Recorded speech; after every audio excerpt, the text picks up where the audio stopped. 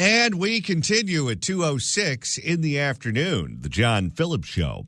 Mr. Randy Wang's across the glass. All right, Johnny, it's time for my favorite part of the week. Let's see who's on Gavin Newsom's stupid podcast.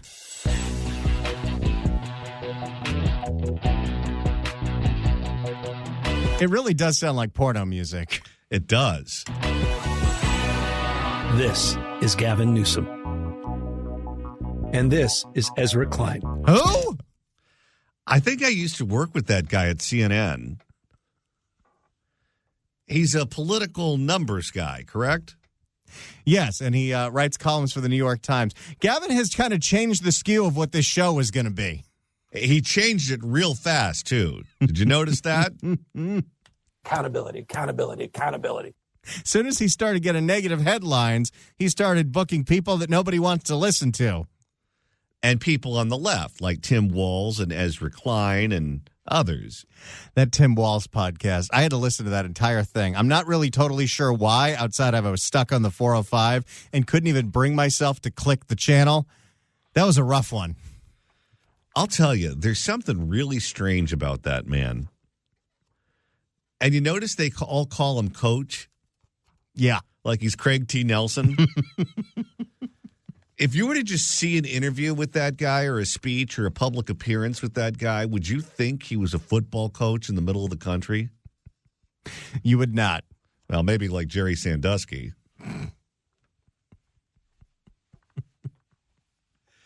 All right, let's move on.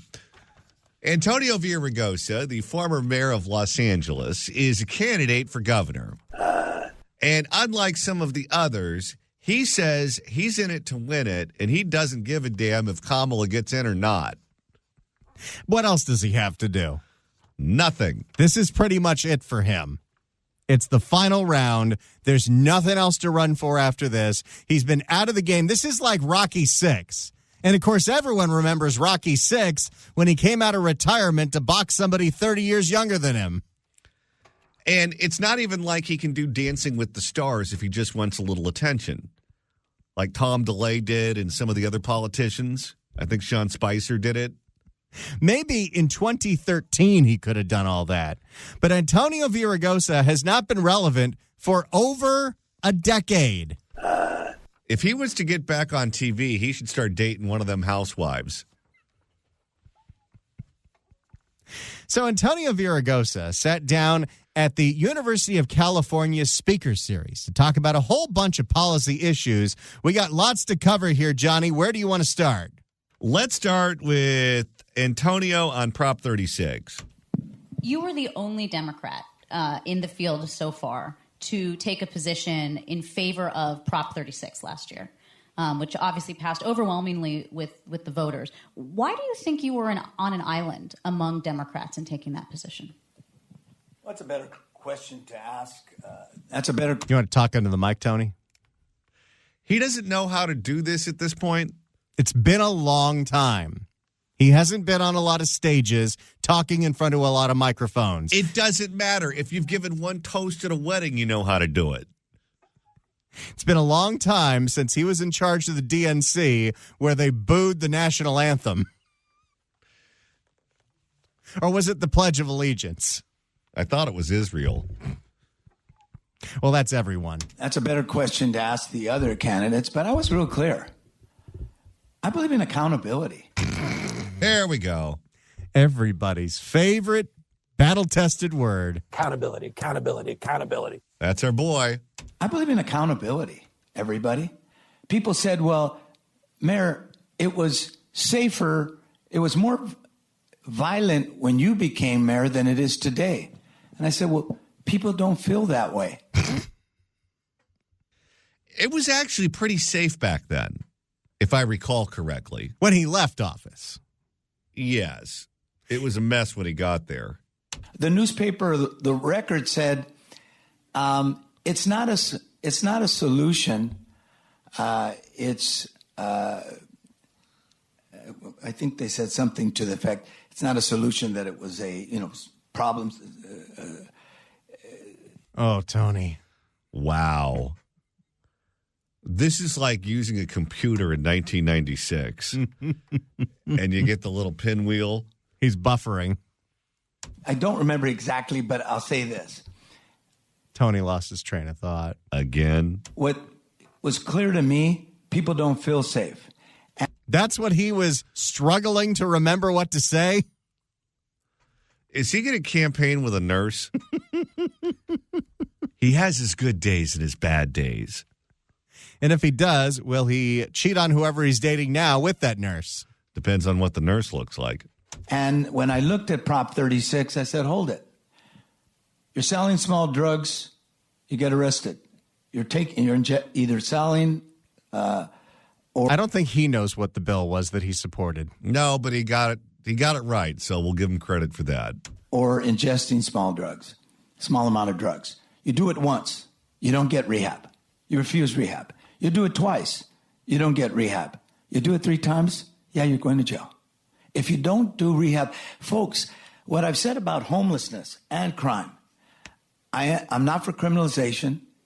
I am for compassion, but I'm not for chaos. And what we have on the streets of California is chaos. You can't sell. Who's to blame for that? You know, it's funny. Now that he is essentially a long shot who's going to run against his own party, he is allowed to acknowledge reality.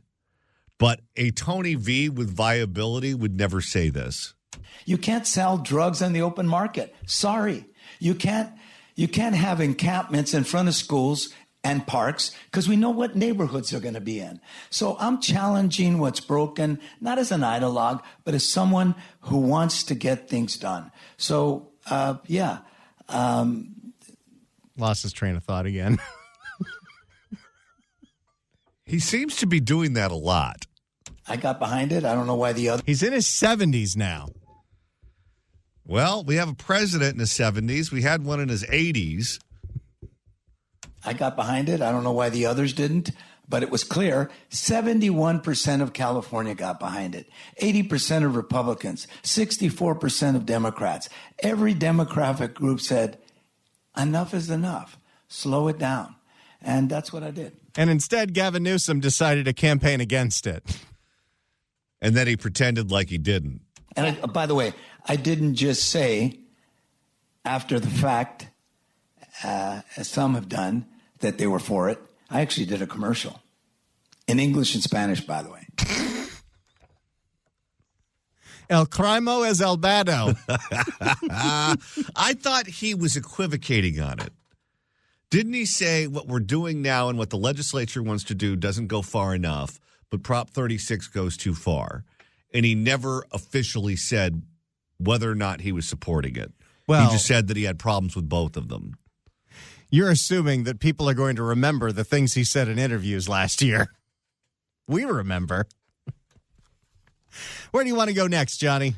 Let's listen to Tony V on Gavin's podcast. Of course. The question that everyone in California, whether you're running for governor, whether you're a member of the legislature, must hate the fact that wherever they go, they all get asked about Gavin Newsom needing attention. Talking to different people, listening to different people. That sounds very familiar. It sounds like exactly why Governor Gavin Newsom says that he started his most recent podcast, Well, he wanted attention. He wants to be president. Which has obviously gotten quite a bit of attention. So first, I'm just curious, as governor, would you have a podcast? Oh, can you imagine that podcast? Well, at least he'd have a sponsorship. This segment brought to you by Herbalife.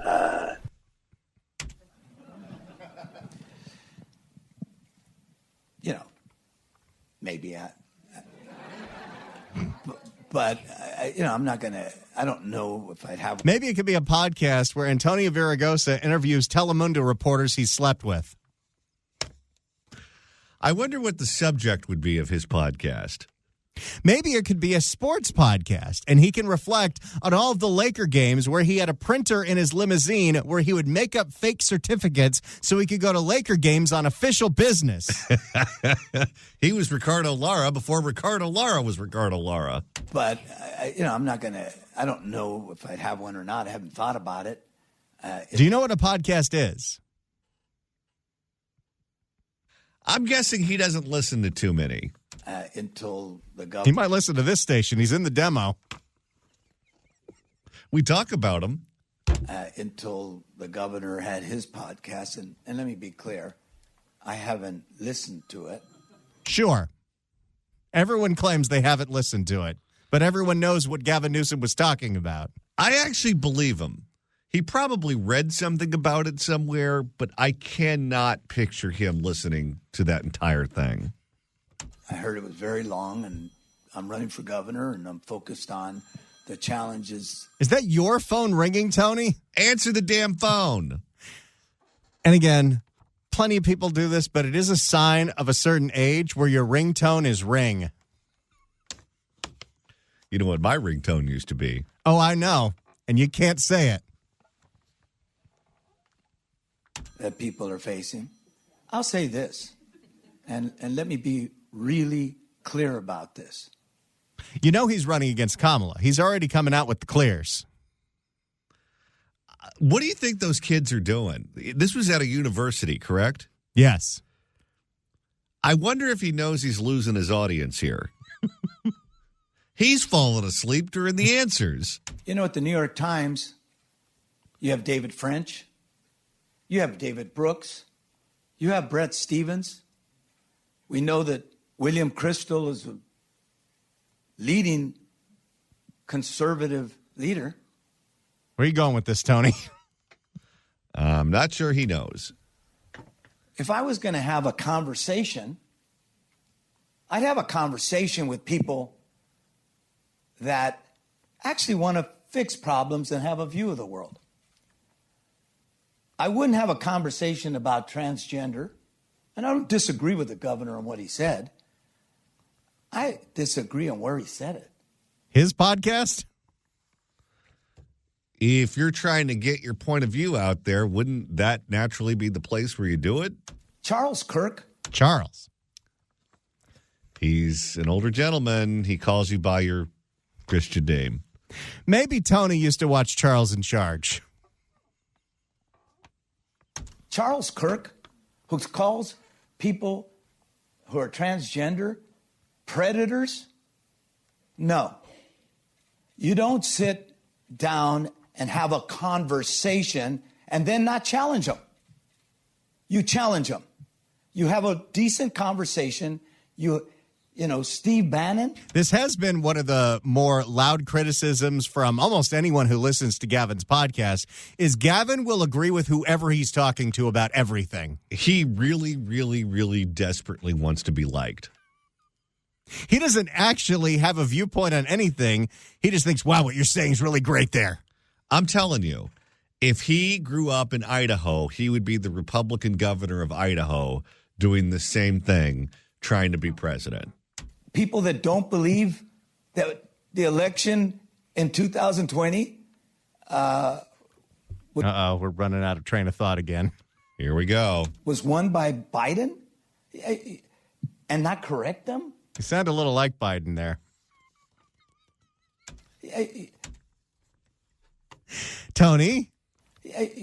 Joey? At the same time. They both sound like they're short-circuiting.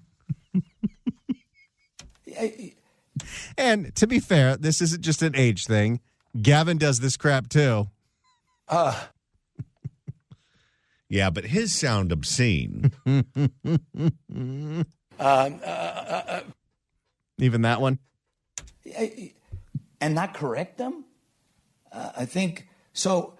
You know, yes, you have those conversations. They're legitimate. I see some in the room. Legitimate Republicans who are decent, who have conservative views. Yes, I am talking about you two. And, you know, decent people who I've worked with in the past and I respect. But no. People that want to demonize transgender. You know, we can have... Transgender? Close enough. You know, we can have different opinion. You know, I believe in gender-affirming care.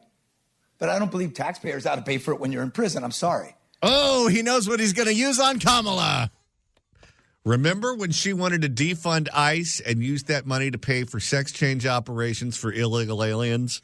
The fact that he could roll that off the top of his head tells you right now, he knows that if she gets in, it worked so well in the last campaign, why not use it in this one? And specifically, if he's looking for Latino voters in that primary, that's the way to get it done. But I wouldn't have that conversation with Charles Kirk. Charles. That's the second time he's done that. I'd have it with David French. I'd have it with people. I'd have it with people you don't know or care about. Well, the names that he's listing are the Lincoln Project types. Oh, he's into that? Well, he's listing Republicans who essentially take the same positions as the Democrats on everything. People who are thoughtful, who you can have a conversation with, and not just listen to them spew forth their lies. But respectfully, Charlie Kirk and Steve Bannon, their podcasts are the podcasts that are reaching millions of people.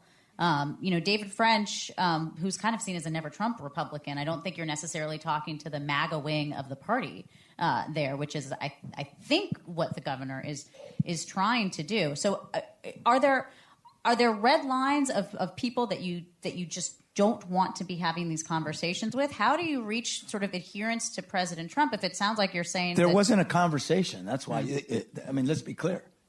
From everything I've read, there wasn't a conversation. Maybe he's like me. He was up at 3 a.m. reading the transcript of that podcast. No, he clearly hasn't listened to it. Number one. And number two, yes, I will talk to their listeners because not every one of them, espouse the same views.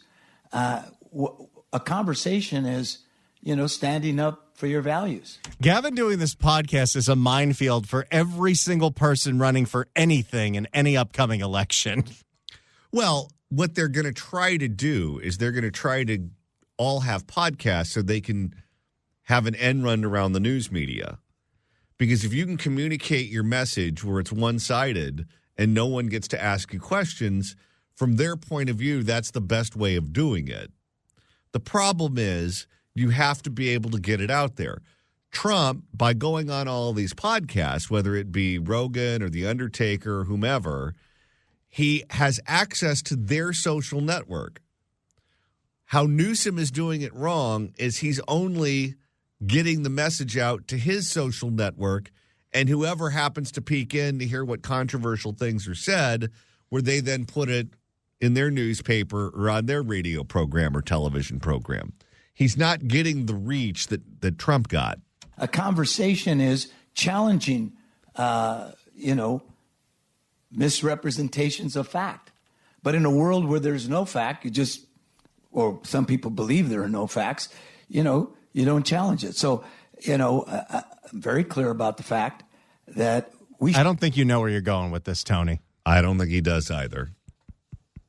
If you'd like to email the show, you can do so at johnnydon'tlikeshow@gmail.com. That's johnnydon'tlikeshow@gmail.com. And Randy, with the show about a half hour away from being over, if you want to continue listening to us after we sign off at 3, that's easy to do. All you got to do is search for The John Phillips Show wherever you get your podcasts, whether that's Apple Podcasts, iHeart, Spotify. Search for The John Phillips Show. Hit subscribe. Every episode will go to your phone. It is the most fun thing to do on your phone outside of using your security app to yell at your burglars. I'm calling the police. Get out. And starting on April 1st, we're going live in San Francisco. 810 KSFO, 790 KABC. We're going to be live on both stations every day from noon to 3 starting next Tuesday. So we'll see you there live every day from noon to 3, live and statewide. Right now, we're listening to former L.A. Mayor Antonio Villaraigosa speak in front of a crowd of college kids. And speaking of college, Antonio Villaraigosa was asked why he agrees with Gavin Newsom, even though he doesn't like the way he did it on his podcast, about Gavin's view, at least on the podcast, on the whole trans sports issue. You did say that you didn't necessarily disagree with the governor in his comments with transgender student athletes. I'm just wondering if you can unpack that a bit more. What's your what you start off with? It's a non-issue, everybody. There are 200,000 athletes playing college ball. Which one? Another sign of age, you say playing ball. Yeah, that is a tell.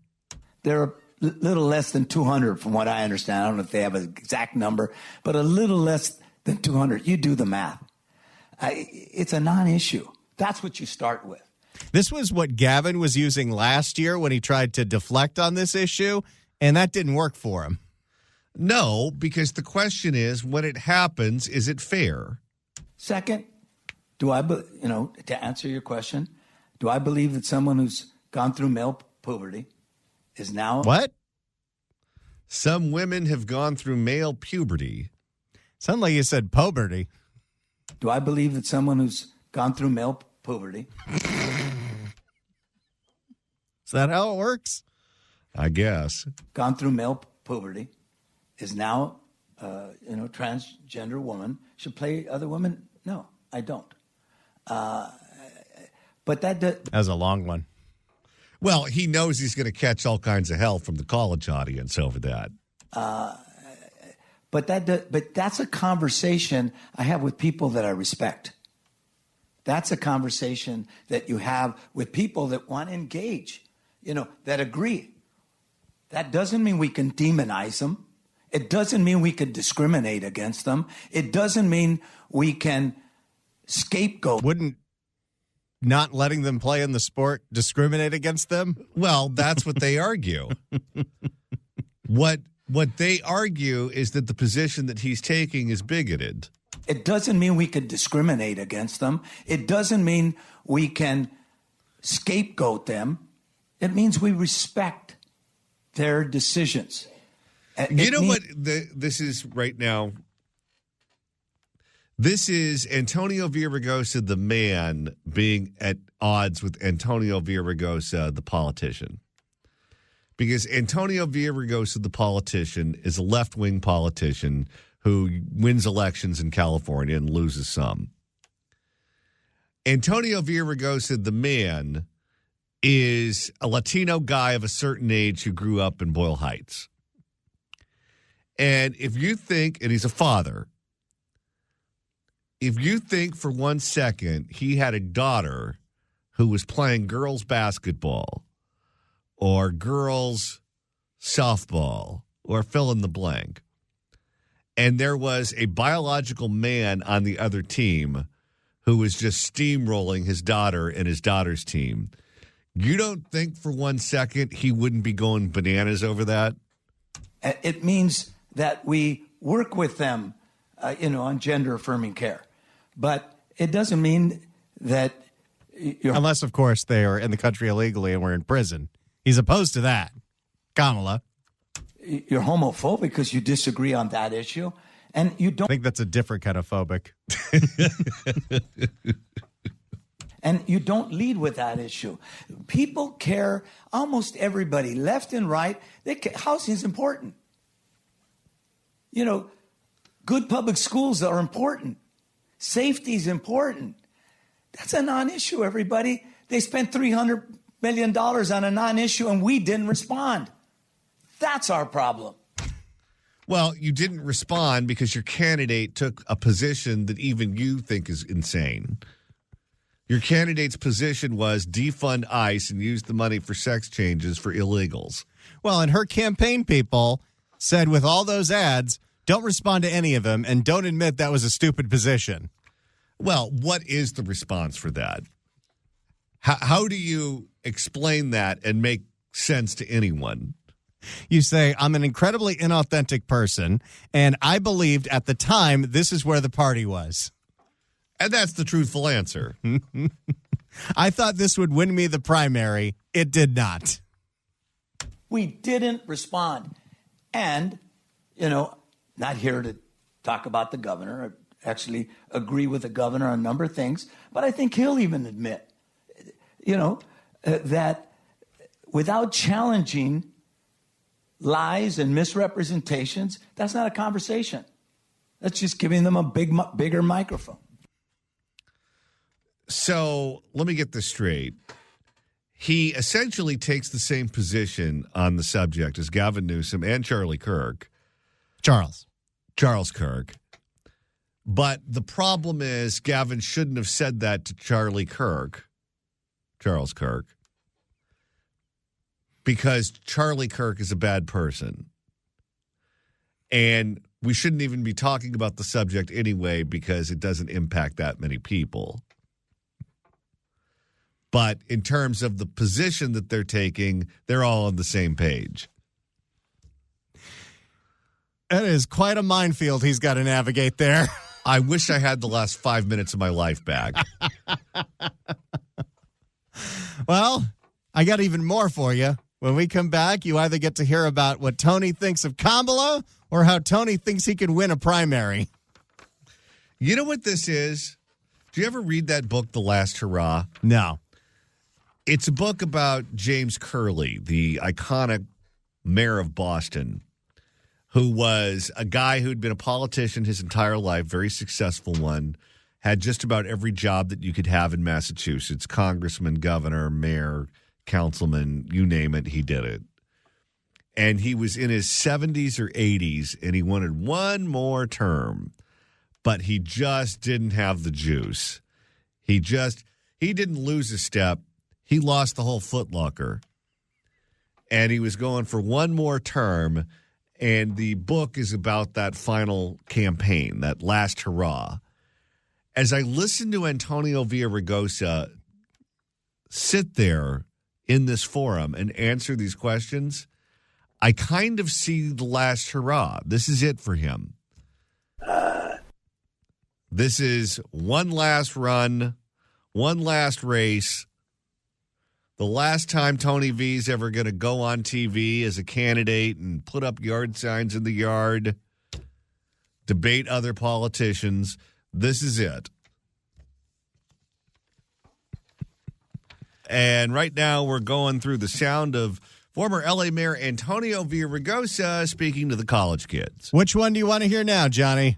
Kamala. Here we go. We got to talk about the elephant in the room, right? And by the elephant in the room, I mean the former vice president, who's not in the room, but is very much on everybody's minds. Vice President. You called her an elephant? Oh, you're going to get canceled, lady. You better be careful. I know we haven't seen her in a while. She have some good holidays?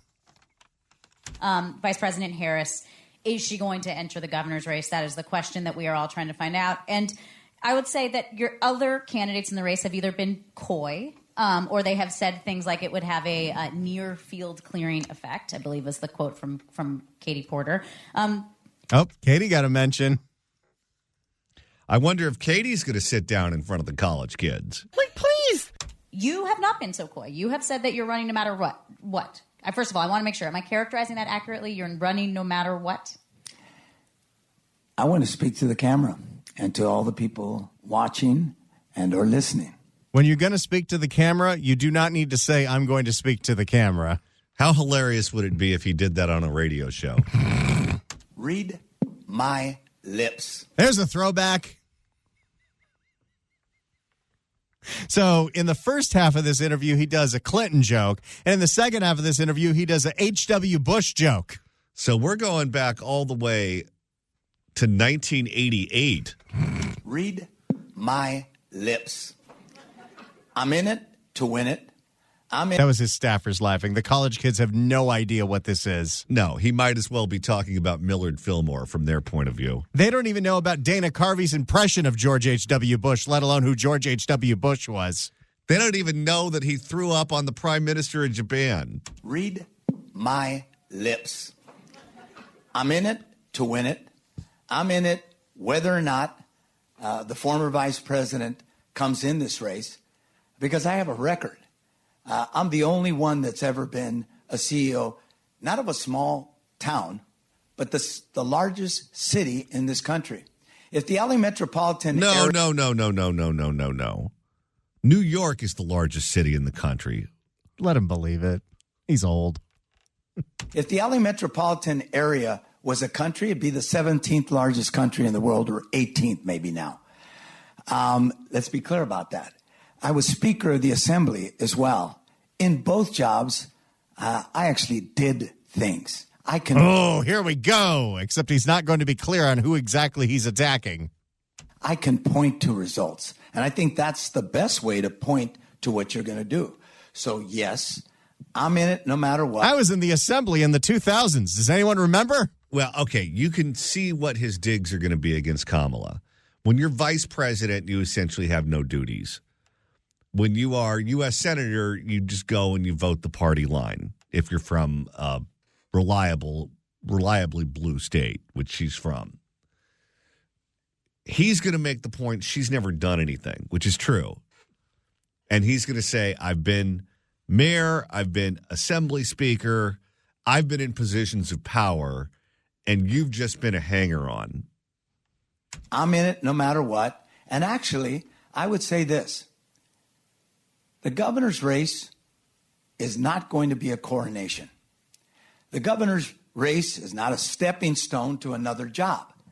If you want to be governor. That is one way to run against her. She doesn't really want this job. And I will say this, as out of it as he sounds, if you had to make a choice between him and Kamala, he would be infinitely better than her. Oh, inevitably, there's going to be some kind of scandal with a Telemundo reporter, and I'm here for it. Oh, she's vicious. Don't forget, she was the one that knifed Karen Bass. When she and Karen Bass were both up for the job to be Joe Biden's vice president, it was Kamala that kneecapped Karen Bass. If Tony V has any kind of steam behind him at all, can you imagine what she's going to do to him? Any of the candidates, then get in the race. The time is now. The challenges are too big. We deserve a real conversation. We had a 100-day campaign. So no, you can't get in at the end of the rainbow. Get in now.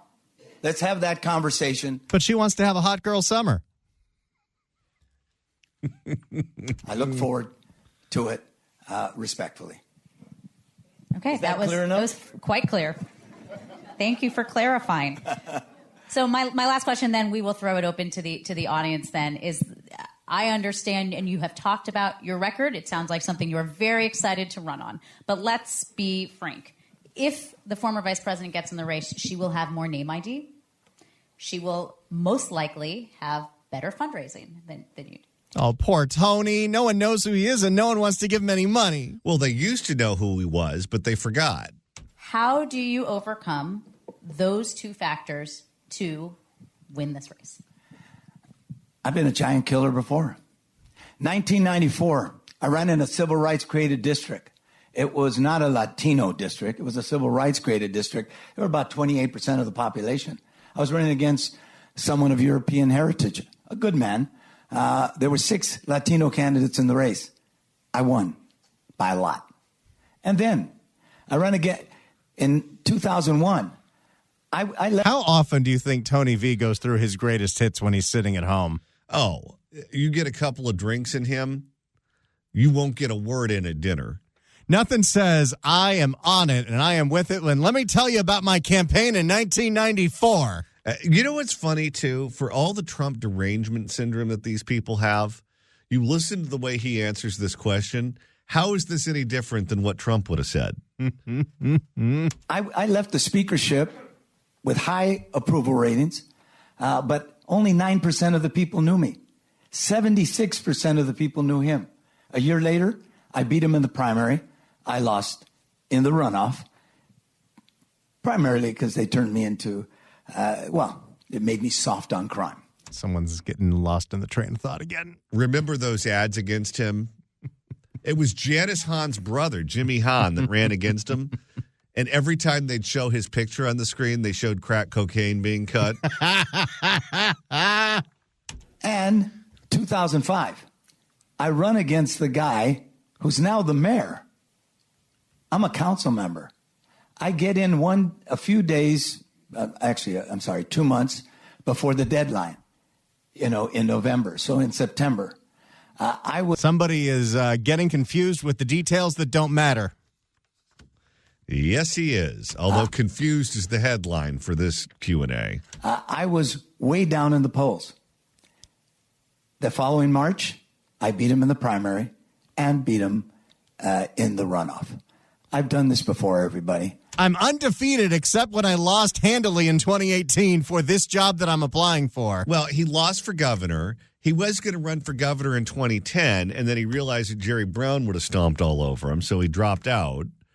and he lost for mayor. And he was going to run on the recall until Gavin gave him a bone. I'm looking forward to this race, no matter who's in it. I respect all of the people in it. Let me just say that.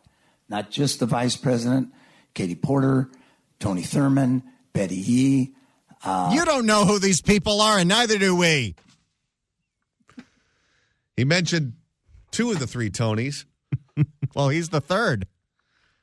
He forgot Tony Atkins. That's how irrelevant she is.